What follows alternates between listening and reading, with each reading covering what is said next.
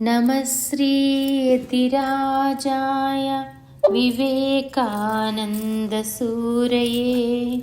सच्चित्सुखस्वरूपाय स्वामिने तापहारिणे. నేటి సద్భావన. మనం ఆంతరిక పరిశీలన మరియు దైవ ప్రేరణను కలిగి ఉండాలి అని అంటున్నారు.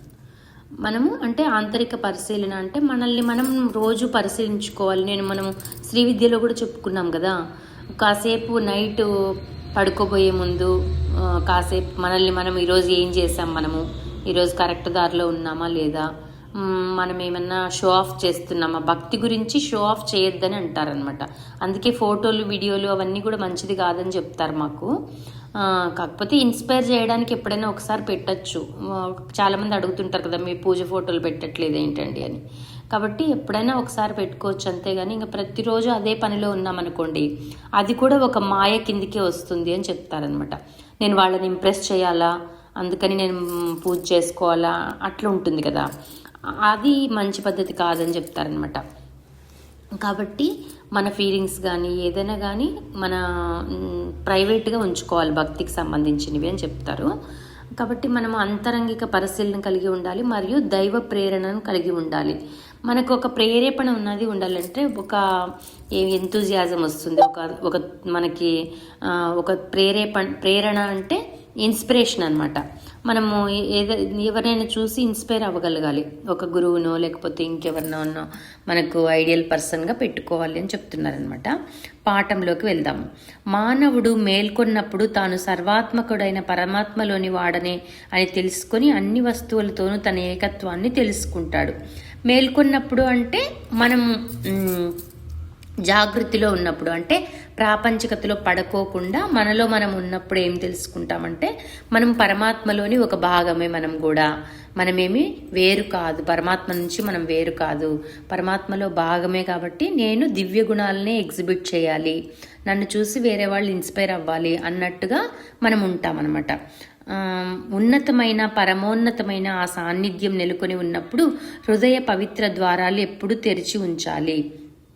కాబట్టి మనం భగవంతుణ్ణి మనలో చూసుకోవాలి అనుకున్నప్పుడు ఏంటి, మన హృదయము చాలా పవిత్రమైపోయి ఉండాలి. మనము హృదయాన్ని తెరిచిపెట్టి ఉండాలి, అంటే ఓపెన్ మైండ్తో రావాలన్నమాట. క్లాస్కి వచ్చినా సరే ఆల్రెడీ ఒక మైండ్లో పెట్టేసుకున్నారని, ఈమె ఏం చెప్తుందిలే అనో, లేకపోతే ఏదో చెప్తుంటారబ్బా మనమేం పాటిస్తాం ఇవన్నీ అని, అట్లా ప్రీ కన్సీవ్డ్ నోషన్ అనేది అసలు మనకు ఉండకూడదు అనమాట. ఎక్కడికి వెళ్ళినా ఓపెన్ మైండ్ తోటే వినాలి.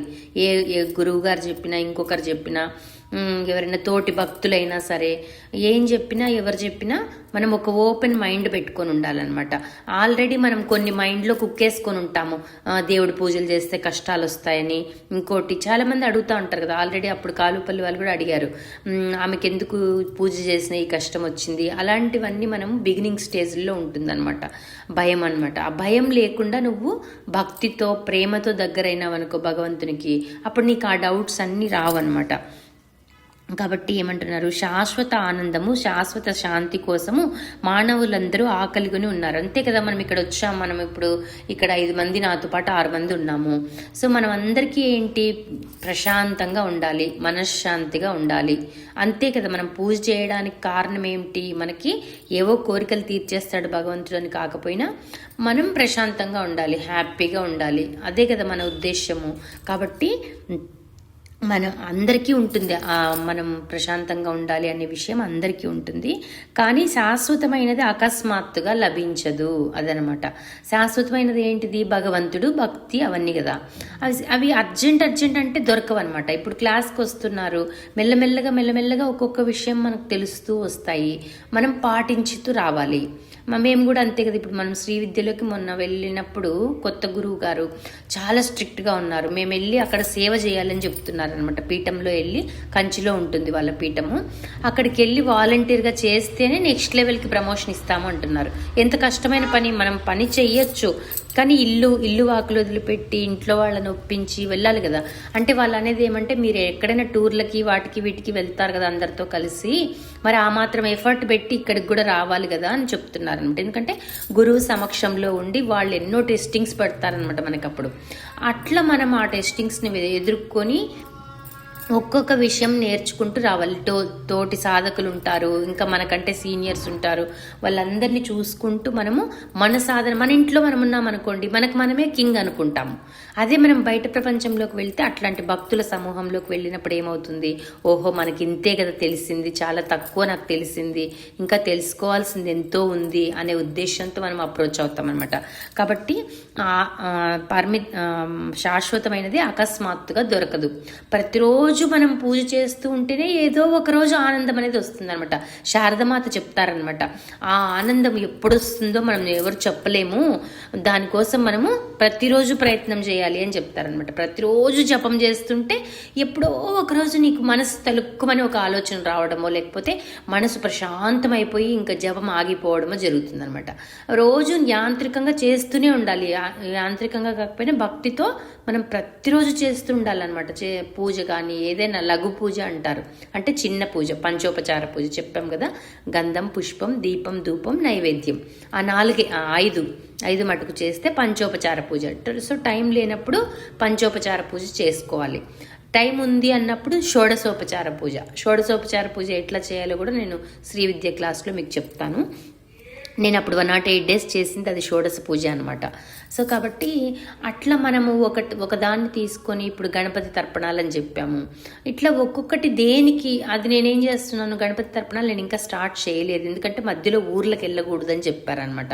మేము ఇప్పుడు ప్రోగ్రామ్ కోసం ఊరికి వెళ్ళేది ఉంది కాబట్టి నేను ఇంకా మనసులో మామూలుగా మానసికంగా చేస్తున్నాను అనమాట. కానీ మానసికంగా చేస్తున్నా సరే అంటే మంత్రాలు వాళ్ళు ఇచ్చి ఉంటారు, అవన్నీ లిస్ట్ ఇచ్చి ఉంటారు, అవన్నీ చదువుకోవాలన్నమాట. గణపతి ఏంటంటే తర్పణ ప్రియుడు అని చెప్తారు. గణపతి తర్పణ ప్రియుడు అనమాట. ఇప్పుడు శివుడు ఎలా అయితే అభిషేక ప్రియుడో గణపతికి తర్పణాలంటే ఇష్టం అనమాట. తర్పణాలంటే మనం పసుపు గణపతిని చేసి దాని మీదకి నీళ్లు వదులుతూ ఉంటాం మన చేతుల గుండా. మన చేతిలోని 2 ఉంగరం వేలు మధ్య వేలు ద్వారా వాటర్ వదులుతూ ఉండాలన్నమాట. అవి కూడా ఆ వాటర్ ఎలాంటి వాటర్ అంటే సుగంధ జలం అనమాట. అప్పుడేమవుతుంది, ఆ గణపతి పసుపు గణపతి కరిగిపోయి ఫామ్ నుంచి ఫామ్లెస్గా మారుతుంది. అంటే ఆకారం, భగవంతునికి ఒక ఆకారం ఉంది అనుకోవడం దగ్గర నుంచి ఆకారం అనేది లేదు భగవంతుడికి. మనము మన కన్వీనియంట్ కోసము, మనకు అర్థం కావడం కోసం ఒక ఆకారాన్ని పెట్టుకున్నాము, ఒక ఫోటోని సృష్టించుకున్నాము, ఒక విగ్రహాన్ని సృష్టించుకున్నాము, ఒక యంత్రాన్ని సృష్టించుకున్నాము అనేది మనకు అర్థమవుతూ వస్తుంది అనమాట. భగవంతుడు నిరాకార స్వరూపుడు. కానీ ఇప్పుడు ఊరికి కూర్చొని గోడను చూసుకుంటూ నువ్వు పూజ చెయ్యి అంటే మనకు వస్తుందా? అది రాదు కదా, ఆ భావం రాదు కదా. మనకు ఒక ఫోటో ఉంటే, ఒక విగ్రహం ఉంటే మనకు ఆ ఫీలింగ్ అనేది వస్తుంది. ఒక శివలింగం ఉంటే దానికి అభిషేకం చేయాలనిపిస్తుంది. ఊరికి నువ్వు శూన్యంలో అభిషేకం చేసుకుంటా ఉండు అంటే చేయలేం కదా. మనం ఇంకా అంత స్థితికి రాలేదు కాబట్టి మనకు ఫోటోలు, విగ్రహాలు, యంత్రాలు ఇవన్నీ అవసరమైనాయి అన్నమాట. కొంతమంది దాన్ని కామెంట్ చేసే వాళ్ళు ఉంటారు, వేరే మతాల వాళ్ళు, ఏంటి మీరు విగ్రహాన్ని పూజిస్తారు, తప్పు కదా, అది ఎక్కడో ఆ మెటీరియల్ ఎక్కడెక్కడి నుంచో వస్తుంది కదా. అందుకే మనం ఏం చేస్తాము, విగ్రహానికి ప్రాణ ప్రతిష్ఠ చేయడం కూడా నేర్పిస్తారనమాట శ్రీ విద్యలో. విగ్రహం ఒకటి మనము షాప్లో నుంచే కొనుక్కొచ్చుకున్నాం అనుకోండి, లేదా ఎక్కడి నుంచో కొరియర్లో వచ్చింది, అప్పుడు దాన్ని ఎన్ని రోజులు మనం ప్రాణ ప్రతిష్ఠ చేయాలి, దాంట్లోకి ప్రాణాన్ని మనం ఎలా ఆవాహన చేయాలి అనేవి అవన్నీ కూడా నేర్పిస్తారు. ముందు మనం కూడా మీకు కూడా నేను కూడా చెప్తాను అవన్నీ కూడా. కాబట్టి ఏమంటున్నారు అంటే మనం ఎంత కష్టపడాలి చూడండి. ఒక విద్య నేర్చుకోవాలి అంటే, ఒక గురువు దొరకాలి అంటే కూడా చాలా కష్టపడాలి.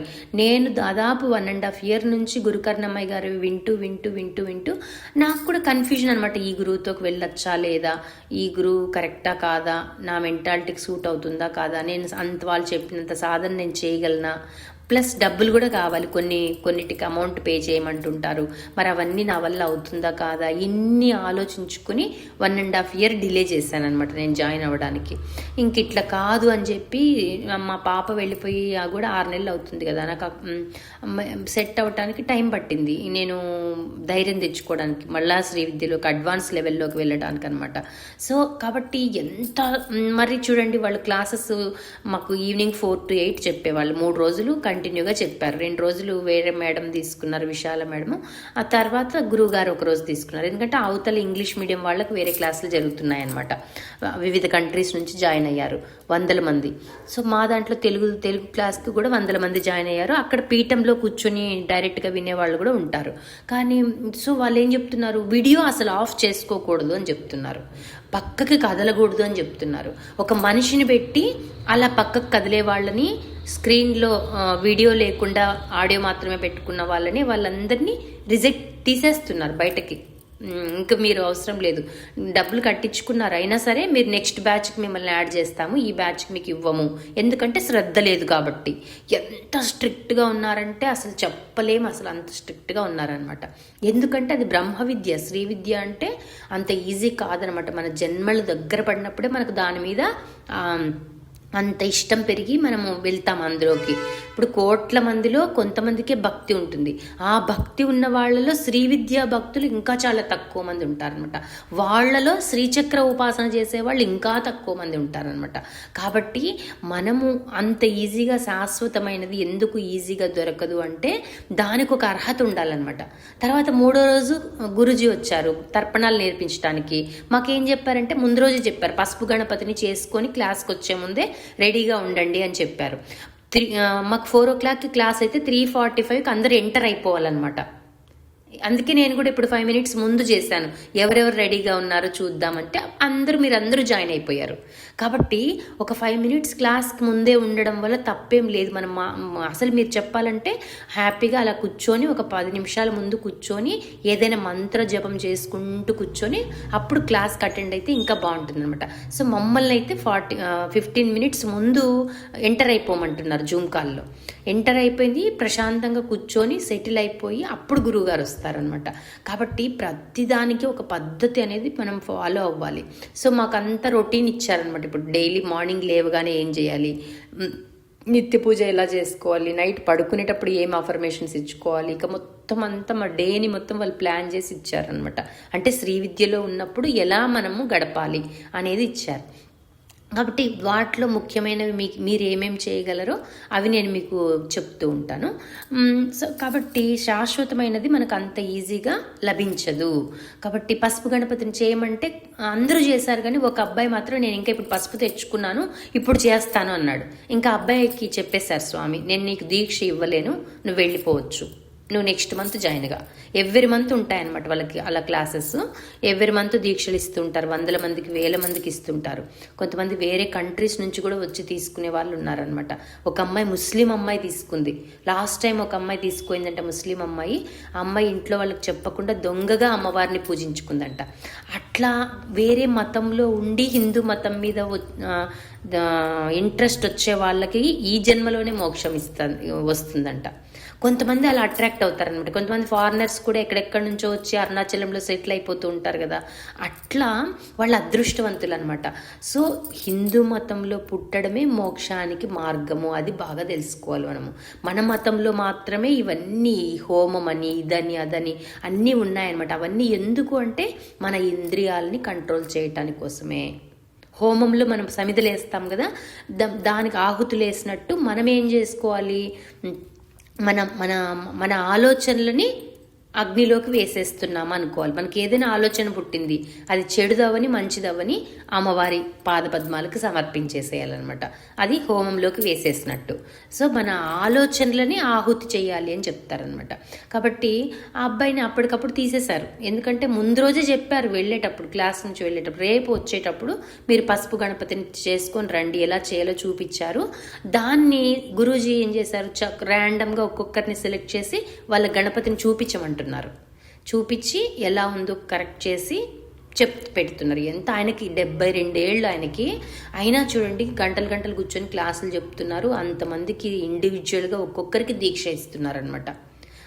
సో దీక్ష రోజు మార్నింగ్ సెషన్ ఉండింది, ఈవినింగ్ సెషన్ ఉండింది. నేను మాత్రం మార్నింగే అయిపోవాలి నా దీక్ష.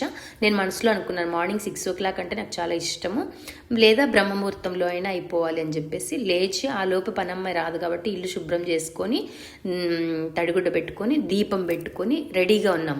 ఎలా తయారై రావాలి అని చెప్పారంటే, ఒక విఐపి, ఒక ప్రైమ్ మినిస్టరో ఎవరో వస్తుంటే మనం ఎలా తయారవుతాము, మనం చక్కగా తయారవుతాం కదా. అంత పెద్ద ప్రోగ్రాంలో మనల్ని కూడా పిలిచారన్నప్పుడు.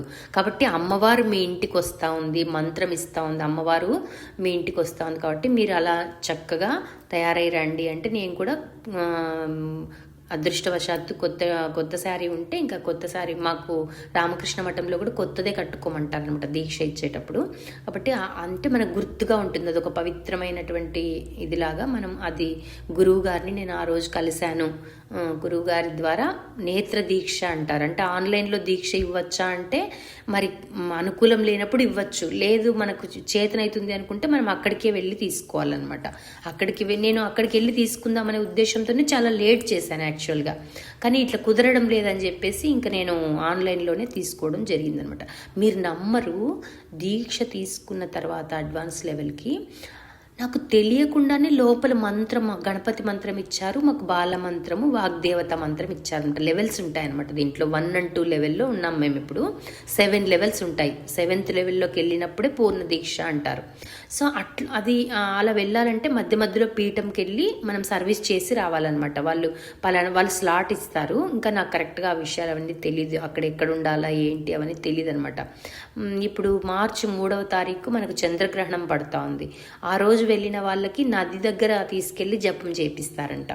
సో ఇట్లా ఎన్నో ఉన్నాయి. ఏమండి ఇంత డీప్గా మేము వెళ్ళాలా అంటే, మీకు ఒకవేళ ఫ్యూచర్లో అనిపిస్తే మీరు కాంటాక్ట్ అవ్వచ్చు అనే ఉద్దేశంతో మీకు ఇవన్నీ చెప్తున్నాను అనమాట. అంతే, మీకు మనసులో ఇప్పుడు లలితా సహస్రనామాన్ని చేసుకుంటూ ఉంటారు, దానికి మించి ఇంకేముంది, దానికి మించింది శ్రీ విద్య అనమాట. దాంతో లలితా సహస్రనామాలతోనే చేస్తాం పూజ, అదంతా కుంకుమార్చన అదంతా. కాకపోతే ఇంకా ఎంత డీప్గా చేస్తాము, హోమము నేర్పిస్తారు, తర్పణాలు నేర్పిస్తారు, ఇంకా అన్నీ అనమాట. మనము ఒక పూజారి కంటే ఇంకా హై స్టేజ్లో ఉంటాం, అంత బాగా అన్నీ మనకి నేర్పించడం జరుగుతుందనమాట. శ్రీ విద్యలో ఉన్న వాళ్ళు సన్యాస దీక్ష తీసుకున్న వాళ్ళతో సమానం అని కూడా చెప్తారు కదా. కాబట్టి ఏమంటున్నారు, శాశ్వతమైనది అకస్మాత్తుగా లభించదు. మొదట మనం అది దేని నుండి వస్తున్నదో ఆ మూలాధారాన్ని తెలుసుకోవాలి. మనలో ఆనందం వస్తూ ఉంది, రీజన్లెస్ జాయ్ ఈజ్ శ్రీ విద్య అని చెప్పాం కదా. శ్రీ విద్య అంటే ఏమిటి అంటే, ఒక ఆనందం వచ్చిందంటే, ఒక వస్తువు కొనుక్కున్నాము ఆనందం వచ్చింది, ఒక మనిషిని మీట్ అయ్యాము ఆనందం వచ్చింది, ఒక సినిమాకి వెళ్ళాము ఆనందం వచ్చింది, ఒక స్వీట్ తిన్నాము ఆనందం వచ్చింది. అలా కాదనమాట, ఇది తెలియకుండానే ఆనందం లోపల ప్రవహిస్తూ ఉంటుంది మన లోపల, శ్రీ విద్యను గట్టిగా పట్టుకున్న వాళ్ళకి. కాబట్టి అమ్మవారిని పట్టుకున్నప్పుడు, అమ్మవారిని అవ్వచ్చు, అది ఏ దేవుడినైనా అవ్వచ్చు, గట్టిగా పట్టుకొని వాళ్ళని గురువు చెప్పిన ప్రకారం ఉపాసన చేసే వాళ్ళకి ఏమవుతుందంటే రీజన్లెస్ జాయ్ అనేది లోపల ప్రవహిస్తూ ఉంటుందన్నమాట. It leads to know non sense zone అని చెప్పాం. నాన్ సెన్స్ ఎప్పుడు ఉంటుంది మనకి, భగవంతునితో కరెక్ట్గా మనము కనెక్షన్లో లేనప్పుడు మనము నాన్ సెన్స్ ఉంటుంది, మనలో అనుమానాలు, భయాలు, ఇలాంటివన్నీ ఉంటాయన్నమాట. అనవసరంగా భర్తని అనుమానించటము, ఇట్లా నిన్ననే మాకు ఒక కేసు వచ్చిందనమాట కౌన్సిలింగ్కి. అతను ఎంత మంచోడంటే ఇంకా చెప్పలేము అసలు. ఆయనకి సిగరెట్ అలవాట్లేదు, మందు అలవాట్లేదు, అమ్మాయిల వంక చూడడు, అసలు విపరీతమైన హైయెస్ట్ ఇంటెలిజెంట్, ఇండియాలోనే ఒక నెంబర్ 1 పర్సన్ అనమాట. అలాంటి అతని భార్య సరిగా అర్థం చేసుకోకుండా ఆఫీస్లో ఉన్న ఒక అమ్మాయితో చనువుగా అందరితో మాట్లాడినట్టే మాట్లాడుతున్నప్పటికీ చనువుగా మాట్లాడుతున్నాడని చెప్పేసి ఆ అమ్మాయి రోగం తెచ్చేసుకుంది. భార్య మొత్తం నరాల జబ్బు తెచ్చేసుకొని ఇంకా చాలా విపరీతంగా బిహేవ్ చేస్తూ ఉందన్నమాట. అసలు చెప్పాలంటే ఒక మానసిక రోగిలాగా తయారైంది. అక్కడ ఏమీ లేని దానికి, అంటే మైండ్ అనేది ఎంత పొల్యూట్ అయిపోతుందో చూడండి. మనం ఎప్పుడు మనకు అట్లా అవుతుంది అంటే, మనకు ఛార్జింగ్ పెట్టుకోవడం లేదు, నిరంతరము మనం భగవంతునితో కనెక్ట్ అవ్వడం లేదు. కాబట్టి ఛార్జింగ్ తగ్గిపోవడం వల్ల నెగిటివ్ ఛార్జింగ్లోకి వెళ్ళిపోయింది.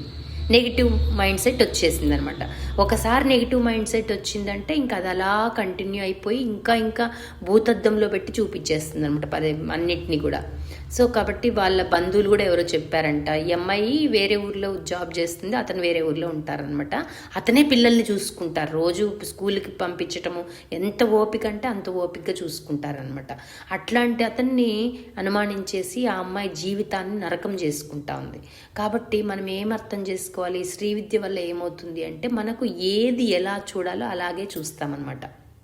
ఏది ఎంత మమ్మల్ని ఎక్కువసేపు కూడా మాట్లాడొద్దన్నారు, ఏదైనా ఫోన్లు వచ్చినా ఇంకోటి వచ్చినా అనవసరంగా. ఇప్పుడు అడగకుండా, నేను ఇంతకుముందు ఎట్లంటే అడగకుండానే ఎవరికైనా ఏదైనా మంచి విషయాలు చెప్పేదాన్ని, అలా చెప్పకూడదు అని చెప్పారు మాకు. ఎనర్జీ అంతా వేస్ట్ అయిపోతుంది. అందులో ఎవరైనా ఇప్పుడు మొన్న నేను పెట్టాను, శ్రీవిద్య దీక్ష తీసుకున్నాను స్టేటస్లో పెట్టాను. ఒక అమ్మాయి ఫోన్ చేసింది పాపం, ఫోన్ చేసి ఎలా మేడం అది ఎలా తీసుకోవాలి, నాకు చాలా ఇంట్రెస్టింగ్గా అనిపించింది. ఆవిడ ఉన్నారు కదా డాక్టర్ విశాల గారు, ఆవిడ ఫోటో చూస్తుంటేనే నాకు చాలా ఇదిగా అనిపించింది, నేను తీసుకోవాలనుకుంటున్నాను, ఎంత ఖర్చు అవుతుంది అంతా అడిగింది అనమాట. నేను ఒక 1 hour ఆ అమ్మాయితో మాట్లాడాను. అదంతా సత్సంగం కిందికే వస్తుందన్నమాట. కాబట్టి సత్సంగం చెప్పేటప్పుడు మాట్లాడితే శక్తి 100 times పెరుగుతుంది. మిగతా టైంలో మాట్లాడితే మన సాధనలోని శక్తి అంతా పోతూ ఉంటుంది అనమాట.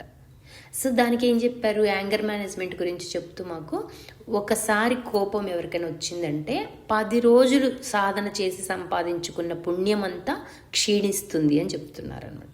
కాబట్టి కోపాన్ని మనం ఎందుకు ప్రదర్శించాలి, ఎప్పుడు ప్రదర్శించాలి అనేది కూడా మన చేతిలోనే ఉండాలి. ఎవరైనా బయట ఎలా పడితే అలా ఉన్నారు, మనకి ఇబ్బంది పెడుతున్నారు అంటే జస్ట్ ఒకసారి చెప్పి చూడాలన్నమాట కోపంగా, అంతేగాని గట్టిగా కేకలు వేసేయడము ఇంకా అట్లాంటివన్నీ మానుకోవాలి. కాబట్టి ఇంట్లో వాళ్ళతో బిహేవ్ చేసేటప్పుడు పిల్లల్ని కూడా కొంతమంది అనవసరంగా ఏం చేస్తారు, భర్త వాళ్ళని తిడితే వీళ్ళు వెళ్ళి పిల్లల్ని అరుస్తుంటారు, పిల్లలకి అది అర్థం కాక ఏడుస్తుంటారు, పిల్లలు మానసికంగా దూరం అయిపోతూ ఉంటారు తల్లికి. అట్లాంటివన్నీ మనము మిస్టేక్స్ చేసుకోకూడదు అనమాట. కాబట్టి శ్రీవిద్యలో మాకు అన్ని రూల్స్, మార్నింగ్ లేవగానే ఏం చేయాలి, మార్నింగ్ లేవగానే నైట్ పడుకునేటప్పుడు కూడా మంత్రజపం చేసుకుంటూ బెడ్ మీద అలా పడుకొని నిద్రలోకి వెళ్ళిపోతే ఏమవుతుందంట, మనకు ఒక సూక్ష్మ దేహం అనేది ఉంటుంది. మనకి స్థూల దేహం, మన కంటికి కనిపించేదాన్ని స్థూల దేహము అంటారు. కంటికి కనిపించకుండా ఒక అంగుళం మాత్రమే ఉంటుంది, అంగుళం సైజు మాత్రమే ఉంటుంది అనమాట సూక్ష్మ దేహము లోపల. మనం జపం చేస్తూ ఉంటే, మనం పడుకున్నా కూడా మన సూక్ష్మ దేహం జపం చేస్తూ ఉంటుందంట. కాబట్టి ఆ పుణ్యం అంతా మనకు నైట్ మొత్తం జపం చేసిన పుణ్యం మనకు వస్తుంది అనమాట. ఒక శివరాత్రి రోజు ఎట్లా అయితే మేలుకొని మనం ఓం నమః శివాయ అంటే ఎంత పుణ్యం వస్తుందో అంత పుణ్యం ప్రతిరోజు మన అకౌంట్లో పడుతుంటుంది. కాబట్టి ఎవరైనా ఇంప్లిమెంట్ చేయాలి అనుకునే వాళ్ళు ఏదో ఒకటి మీకు తెలిసిన శ్రీమాత్రే నమః అయినా పర్వాలేదు, లేకపోతే ఓం నమో భగవతే వాసుదేవాయ. సో అట్లా మీకు నేను నెక్స్ట్ ఇది కూడా చూపిస్తాను, మీకు యాంగర్ మేనేజ్మెంట్ అవన్నీ ఎలా చేసుకోవాలో కూడా చూపిస్తాను. వీడియో కాల్లో చూపిస్తాను మీకు. వీడియో కాల్లో ఒకసారి శ్రీవిద్య క్లాస్ పెట్టినప్పుడు ఎట్లా అనేది, ఎక్కడెక్కడ టచ్ చేయాలి, మనం సహస్రారం దగ్గర ఎలా టచ్ చేయాలి, మూలాధారం దగ్గర ఎలాగా, అన్ని అవయవాలని ఎలా మనం ఛార్జ్ చేసుకోవాలి, స్ట్రెస్ మేనేజ్మెంట్ ఎలా చేసుకోవాలి మనము, అదంతా కూడా మీకు చూపిస్తాను నేను మెల్లమెల్లగా. అది అనమాట. కాబట్టి ఆ మూలాధారాన్ని మనం అర్థం చేసుకోవాలి, ఎక్కడి నుంచి వస్తూ ఉంది నాకు మనశ్శాంతి, నేను ఏం చేస్తే నేను ప్రశాంతంగా ఉంటున్నాను, అది తెలుసుకోవాలన్నమాట. మనల్ని మనము తెలుసుకోవటమే అనమాట. కాబట్టి ప్రార్థనలోకి వెళ్దాము. నా ఆలోచనలు భావాలు తెలిసినటువంటి సదా నాలోనే ఉన్న దివ్యాత్మ నా దృష్టిని తెరచి నీ వైభవాన్ని గ్రహించని. సో మనము అమ్మ యొక్క వైభవాన్ని గ్రహిస్తేనే కదా మనం శ్రీవిద్య క్లాస్కి రాగలుగుతాము. ఇప్పుడు నేను ఎన్నో తంటాలు పడి ఎంతోమంది గురువుల దగ్గర నేర్చుకున్న విషయాలు మీ క్లాస్లో ఫ్రీగా చెప్పేస్తున్నాను. ఫ్రీగా అంటే నేను దాచుకోకుండా మీరు కూడా ఇంప్రూవ్ అవ్వాలి, మీరు శ్రీవిద్యలోకి రావాలి అని అనుకోకపోయినా కూడా మీకు తెలిస్తే ఎప్పటికైనా మీరు వస్తారేమో, లేకపోతే మీ జీవితానికి అది ఉపయోగపడుతుందేమో అనే ఉద్దేశంతో నేను ఎంతో కొంత మీతో షేర్ చేసుకుంటున్నాను కదా. కాబట్టి నీ నీ వైభవాన్ని గ్రహించని అట్లా మనం అమ్మవారి వైభవాన్ని గ్రహించాలన్నమాట.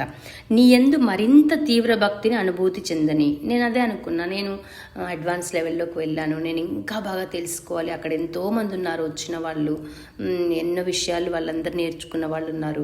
సో నాకు ఇప్పుడు నేను శ్రీచక్ర పూజ నేర్చుకోవాలి, హోమం నిత్యం కాకపోయినా వారానికి ఒక రోజైనా హోమం చేసేలాగా నేను తయారవ్వాలి. ఆ మెటీరియల్ ప్రతిరోజు పొద్దున సాయంత్రం చదువుకుంటున్నాను అనమాట. ఆ మంత్రాలు అవన్నీ ఒకేసారి రావాలంటే రావు కదా. సో కాబట్టి ఇంత చెయ్యాలా అంటే నాకు టైం ఉంది, నాకు భగవంతుడు టైం ఇచ్చినాడు, నేను ఎందుకు వేస్ట్ చేయాలి ఆ టైంని, వృధా ఎందుకు చేయాలి. మా ఇంట్లో వంట పని కూడా చాలా తక్కువ, మేము ఇద్దరమే కాబట్టి పొద్దున సాయంత్రం మా ఇంట్లో వంట ఉండదు, మధ్యాహ్నం ఒక్కటే వంట ఉంటుంది. మిగతా టైంలో అంతా రా ఫుడ్ అలాంటివే, డ్రై ఫ్రూట్స్ అలాంటివే తింటూ ఉంటాం. కాబట్టి నాకు కర్మలు తగ్గించేశాడు కదా భగవంతుడు. ఎందుకు తగ్గించాడు నాకు కర్మలు అంటే, నేను భగవంతుని పనిలో నిమగ్నమై ఉంటున్నాను, భగవంతుని సేవలో ఉంటున్నాను. కాబట్టి సేవ వల్ల ఏమవుతుందంట, కర్మక్షయం అవుతుంది అని చెప్తారనమాట.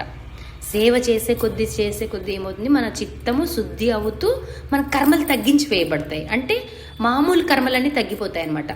తగ్గిపోయి మనకు కేవలం పుణ్యకర్మల్లో మాత్రమే పాల్గొనే స్థితిని భగవంతుడు మనకు కల్పిస్తాడు.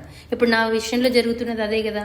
మరి మా ఎక్కువ మంది, మా అమ్మకు కూడా వాళ్ళందరికీ కూడా దీక్ష తీసుకున్న తర్వాత చెప్పాను. మా సిస్టర్కి అయితే అసలు చెప్పలేదు. వాళ్ళు ఏమనుకుంటారంటే ఈమె మరీ డీప్గా పూజల్లోకి వెళ్ళిపోతుంది, ఎందుకు అంతంత పూజలు అవసరమా అట్లా అనుకుంటారు. నేను కుంకుమ బొట్టు పెద్దగా పెట్టుకున్నా కూడా మా సిస్టర్ ఆ ఫోటో చూస్తే మెసేజ్ చేస్తుంది, నువ్వు ఎందుకు అంత పెద్దగా పెట్టుకున్నావు, తగ్గించు, మరి అమ్మవారిలాగా చేస్తున్నావు, అట్లా ఇట్లా. నేనేం చెప్తాను వాళ్ళకి, వాళ్ళు ఏంటంటే వాళ్ళు సైన్స్ని నమ్ముతారు, భగవంతుని నమ్మరు వాళ్ళు. నేను నవ్వి ఊరుకుంటాను అనమాట, సరేలే అని చెప్తాను అంతే. నా ఆట నేను ఆడుతూనే ఉంటాను. ఎందుకంటే మాకు చెప్తారు ఆజ్ఞాచక్రం యాక్టివేట్ కావాలంటే అంత పెద్దగా పెట్టుకోండి కుంకుమ, మంచిది అని చెప్తారనమాట గురువులు. చేతి నిండా గాజులు వేసుకోండి, వేసుకోదగిన వాళ్ళు, అర్హత ఉన్న వాళ్ళందరూ వేసుకోండి అని చెప్తారు. మా గాజులు కూడా చెక్ చేస్తున్నారు గురువుగారు, చూపించమంటున్నారు చెయ్యి, ఎవరెవరు వేసుకున్నారు గాజులు చూపించండి అని. సో రెడ్, ఎల్లో, గ్రీన్ ఆ 3 కలిపినవే వేసుకోవాలన్నమాట. అవి మంగళప్రదము, భర్తకు ఆయుష్ను పెంచుతాయి, మన మన నర్వ్స్ అన్నీ కూడా యాక్టివేట్ అవుతూ ఉంటాయి అనమాట. గాజులు అటు ఇటు కదులుతుంటాయి కదా, దానివల్ల నర్వస్ సిస్టమ్ యాక్టివేట్ అవుతూ ఉంటుంది. మెట్టెలు తప్పకుండా ధరించాలి అవన్నీ అనమాట. మంగళసూత్రం కానీ మెట్టెలు కానీ తీసేస్తూ ఉంటారు కొంతమంది, ఆఫీస్కి వెళ్ళేటప్పుడు తీసేయడము, బీరువాలో పెట్టేయడము, తర్వాత అదేదో పెద్ద నామోషిలాగా ఫీల్ అవుతారనమాట. అందుకని ఇంకా మా సిస్టర్ కూడా అలాగే చెప్తాను, పెద్ద బొట్టు ఎందుకు పెట్టుకుంటున్నావు అక్క, చిన్నగా పెట్టుకో, స్టైల్గా ఉంటుంది అని చెప్తున్నారు. నేనేం చేసేది చెప్పండి, నేను గురువు ఆజ్ఞని పరిపాలించాలా లేకపోతే వాళ్ళందరినీ సాటిస్ఫై చేయాలా? సో మనం శ్రీ విద్యలోకి వచ్చామంటే బీ వాట్ యు ఆర్ అని చెప్పారు కదా. నువ్వు ఎలా ఉండాలనుకుంటున్నావో అలాగే ఉండాలి. ఎగ్జిబిషన్ అవసరం లేదు, ఎగ్జిబిషన్ కోసం మనం చేయకూడదు. ఏది మనకంతా న్యాచురల్గా రావాలన్నమాట, ఏదైనా కూడా న్యాచురల్గా రావాలి. సో ఇంకా ఏమంటున్నారు, నా యందు మరింత తీవ్ర భక్తిని అనుభూతి చెందని, నాలో ఉన్నత ఆలోచనలు మరియు మరిన్ని స్వార్థరహిత ఆకాంక్షలు ప్రేరేపించు. స్వార్థరహితంగా ఉండాలి మన కోరికలు. మనం ఏమనుకోవాలి, అమ్మ నేను శ్రీ విద్య నేను నేర్చుకుంటే నేను 10 మందికి నేర్పించగలుగుతాను, 10 మందిని ఇన్స్పైర్ చేయగలుగుతాను అనే ఉద్దేశంతో నేను మరీ ఇంకా డీప్గా నేర్చుకుంటున్నాను అనమాట. కాబట్టి అట్లా స్వార్థం లేనటువంటి కోరికలు ఉండాలి మనకి. మన ఇంట్లో సమస్యలు ఉంటాయి, మాకు గణపతి తర్పణాలు 41 రోజులు చేయమన్నారు. గణపతి తర్పణాలు మొదలు పెడితే మధ్యలో స్టాప్ లేకుండా చేయండి, ఏ ఊరికి వెళ్ళకూడదు అని చెప్పారు. దానికి ఏదైనా సంకల్పం ఏదైనా కోరిక కోరుకోవచ్చు అనమాట. ఆ 41 రోజుల్లో తీరిపోతుంది. నేను ఆలోచిస్తున్నాను, ఏం కోరిక కోరుకోవాలా, ఏది కోరుకోవాలన్నా మా ఇంట్లో ఇప్పుడు ఉన్న ఇబ్బందులు ఉన్నాయి, ఎవరింట్లో ఇబ్బందులు లేకుండా ఉండవు. ఫైనాన్షియల్ ప్రాబ్లమ్స్ అవ్వచ్చు, హెల్త్ ఇష్యూస్ అవ్వచ్చు, ఇంకోటి అవ్వచ్చు, ఏదో ఒకటి ఉంటూనే ఉంటాయి. వాటిని కోరుకోవాలన్నా, నేను గణపతి దగ్గరికి వెళ్ళి వాటిని కోరుకోవాలన్నా, అలా ఎలా కోరుకుంటాను, నేను కోరుకోను అని అనుకొని, తండ్రి నాకు శ్రీ విద్యను అనుగ్రహించు, అంతే, ఇంకేమీ వద్దు. ఆ ఒక్కటి మాత్రమే అడిగేదాన్ని. నేను ఇన్ని రోజులు అమ్మవారి దగ్గర కూడా నన్ను శ్రీ విద్యలో ప్రవేశింపజేయి, నాకు తగ్గటువంటి గురువు నాకు లభించాలి, నేను శ్రీ విద్య సాధనని చక్కగా చేసుకోవాలి, ఇంతే. ఇదొక కోరికనే కోరుకుంటున్నాను అనమాట. అది చెప్పాను మా ఆయనకు కూడా. గణపతి ఆయన కూడా అన్నారు, నేను కూడా చేస్తాను తర్పణాలు, నేర్పించు నాకు, నేను కూడా చేసుకుంటాను అంటే నేను అదే చెప్పాను. ఏ కోరిక కోరినా 41 రోజుల్లో అయిపోతుంది. కొంతమందికి 3 రోజులకే కోరిక అయిపోయిన వాళ్ళు కూడా ఉన్నారంట. సో అట్లా మీరు నమ్మరు, నేను మానసికంగా అవి మంత్రాలు చదువుకుంటూ రోజు సాయంత్రం ఒక 45 మినిట్స్ పడుతుంది చేసుకుంటున్నాను అనమాట, నేర్చుకుంటున్నాను గణపతి తర్పణాలు ఎలా చేయాలనేది. మానసికంగా ఆ మంత్రాలన్నీ నేర్చుకుంటున్నాను అనమాట. నేర్చుకుంటా ఉంటే ఏమవుతుంది, నేను మనసులో అనుకున్నాను కదా ఫైనాన్షియల్ ట్రబుల్స్, మా హస్బెండ్ ఇట్లా గణపతి తర్పణాలది 45 మినిట్స్ అయిపోగానే కాల్ చేస్తున్నారు ప్రతిరోజు. ఒక 3 రోజులు అయింది కదా దీక్ష తీసుకుని, 3 రోజుల నుంచి మానసికంగా మంత్రంతో చేసుకుంటున్నాను తర్పణాలు. ఇంకా ఫిజికల్గా ఇంకా ఊరికి పోయి వచ్చి నాకు మొదలు పెడదామని ఉన్నాను అనమాట. కానీ ఆలోపు ఏదో ఒక సొల్యూషన్ ఇచ్చేస్తున్నాడు గణపతి. మానసికంగా చేస్తూ ఉంటే కూడా ఏదో ఒక సొల్యూషన్ మన ప్రాబ్లమ్స్కి ఆయన ఇస్తున్నాడు అనమాట. కాబట్టి భగవంతుడు అనేవాడు ఉన్నాడు, కాకపోతే మనం కనెక్ట్ అవ్వడంలోనే ఉంటుంది. అంటే నేనేంటి ప్రతిరోజు గణపతిని నేను పడుకోబెడతాను అనమాట. అది ఒక దిండు అవన్నీ అరేంజ్ చేసి నేను ప్రతిరోజు వంటింట్లో అమ్మవారి దగ్గర అక్కడ ఇంకో గణపతి ఉంటారు కదా, ఆ గణపతిని నేను ప్రతిరోజు పడుకోబెడతాను అనమాట. నైట్ పవళింపు సేవ. సో అమ్మవారిని పక్కన పడుకోబెట్టి గణపతిని పడుకోబెడతాను. అప్పుడప్పుడు మధ్యలో ఒకవేళ వాటర్ తాగడానికి వచ్చినప్పుడు చూస్తాను, మాట్లాడతాను. లేదంటే రోజంతాలో కూడా ఎప్పుడైనా పలకరిస్తూ ఉంటాను, మాట్లాడుతూ. అట్లా నేను గణపతితో డీప్గా కనెక్ట్ అయి ఉన్నాను కాబట్టి అంత తొందరగా పలుకుతున్నాడు. అదనమాట మనం అర్థం చేసుకోవాల్సింది. కాబట్టి సదా నేను మహోన్నతమైన దాన్నే కోరుకొని అదనమాట. సో మనం వెళ్ళి ఆయనకు తెలియదు నాకు ఫైనాన్షియల్ ప్రాబ్లమ్స్ ఉన్నాయని, గణపతికి తెలుసు కదా, నేను మళ్ళీ వెళ్ళి కోరుకోవడం ఎందుకు ఇంక అది. కాకపోతే ఆ సరెండర్నెస్ మనలో రావాలన్నమాట. అది అంత సరెండర్ అయిపోతే అప్పుడు నిజంగానే భగవంతుడు మన కోరికలని ఒక్కొక్కటి ఏం కావాలో మనకి ఇస్తూ వస్తాడనమాట. మనం ఏమి అడగాల్సిన పని లేదు, లిస్టు చదవడం ఆపేసేయాలి. ఫస్ట్ ఎన్నో లిస్టులు పెట్టుకొని వెళ్తాం మనం భగవంతుని దగ్గరికి వెళ్తా, అయ్యో ఈ కోరిక మనం కోరకపోయినా ఆయనకు మన పరిస్థితి తెలుసు కదా. నువ్వు ఒకటే చెప్పుకోవాలి, తండ్రి నా పరిస్థితి నీకు అంతా తెలుసు, నువ్వు ఏం ధర్మం అనుకుంటే అది చెయ్యి, కానీ నాకు భక్తిని మాత్రం ప్రసాదించు. నేను ప్రతిరోజు నీ పూజ చేసుకోవాలి, నేను ప్రతిరోజు పూజలో ఆనందాన్ని పొందాలి, ఇంతే చాలు అదనమాట. సో ఇది ఇక్కడితో ఆపేసి నెక్స్ట్ డేకి వెళ్దాం మనము.